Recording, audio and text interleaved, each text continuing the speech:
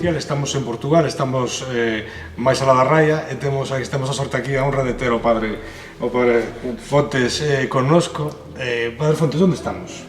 Estamos no coro da Igreja Paroquial de São Miguel de Vilar Perdizes, no concelho de Montalegre, junto à Gironda, no sopé do Larouco, onde encontramos muitos vestígios arqueológicos e históricos, e um deles é aqui este monumento que está escondido e que vamos mostrar para ficar na história. Por que pensa que estaba escondido? Escondido, por certo, para ocultar alguma relação de culto que existiria na igreja primitiva, que saiu um templo pagão romano e mais tarde foi um templo cristão, um templo dedicado a São Miguel.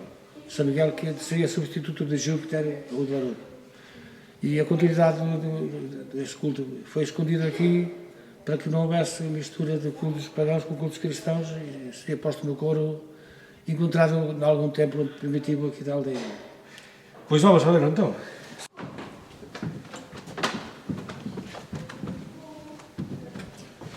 Quando os obreiros fizeram um piso novo no coro, o piso de riba,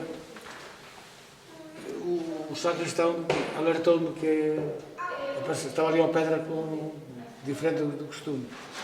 E eu disse, vim ver a pedra e fiquei radiante, contente, feliz por encontrar a origem da minha religião. A origem da minha pesquisa de história ligada a Cristiano Ronaldo de Larouco. E então mandei fazer um espaçozinho de abertura para não esconderem, para poder ser visitável e estudada, porque na ocasião não fizemos um estudo aprofundado e é sempre uma novidade que está aqui um bocado escondida ainda, mas à vista. Aqui está o alçapão, um pouco pequeno, mas suficiente para encontrar a imagem que está logo na segunda fiada de pedra do baixo do alçapão. E encontramos esta relíquia, esta estátua, corpo inteiro, pés, cabeça e membros, com um martelo na mão direita e com parece três pernas, no final é o sexo, no meio das duas pernas, o sexo pronunciado, quase como estratificado, e passamos por estar de respeitar e poder fazer todo este alçapão para guardar e possivelmente visitá-la quando vem grupos de historiadores gostariam de vê-la. É fascinante, Padre Fontes. É, sim, senhor. É um tesouro... Eu nunca tinha visto nada igual a isto e creio que não há... E você pensa que é o Larouco?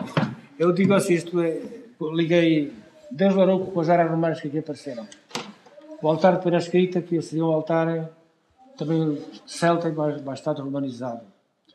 O Penedo de Rameseiros, que pede aqui a ajuda dos deuses, está aqui perto também da igreja.